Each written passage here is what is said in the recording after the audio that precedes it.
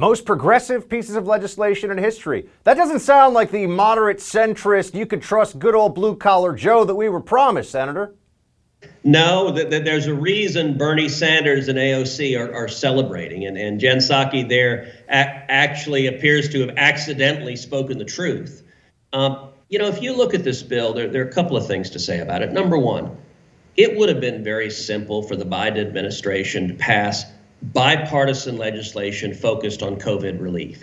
Last year, Congress came together and passed bipartisan legislation on COVID relief 5 times. 5 times you saw Republicans and Democrats work together. Republicans were more than ready to roll up our sleeves and say, let's focus on vaccines, on distributing the vaccines, on supporting health care, on getting kids back to school, on providing relief for families that are hurting, or helping small businesses open their doors. All of those could have passed with massive bipartisan majorities.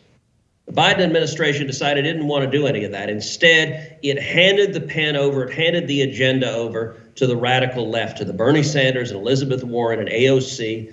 And as Jen Psaki said, this is the most progressive bill, by which she means left-wing socialist, knuckle-headed bill that has passed in decades.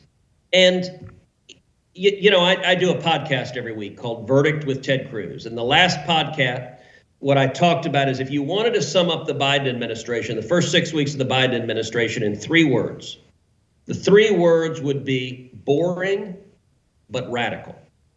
And by that I mean, I think Joe Biden has made a political decision to be incredibly boring, that after 4 years of Donald Trump dominating the headlines, every tweet dominating the headlines, I think the Biden administration decided people were tired of that, and so let's just have good old Uncle Joe be boring and not make news. And he's managed to do that. You think about, there are not many days in the last 6 weeks where you've woken up and said, what did Joe Biden say today? Because most days he doesn't answer questions from reporters, he doesn't say much of anything.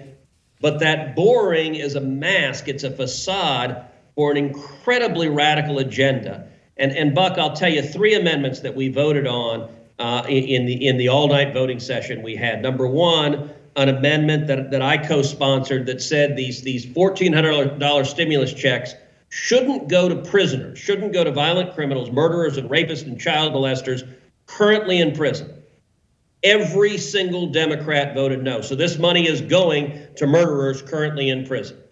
Secondly, an amendment I introduced that said we shouldn't be sending these $1,400 taxpayer checks to illegal aliens, the 12 million illegal aliens in the United States. Again, every single Democrat voted no.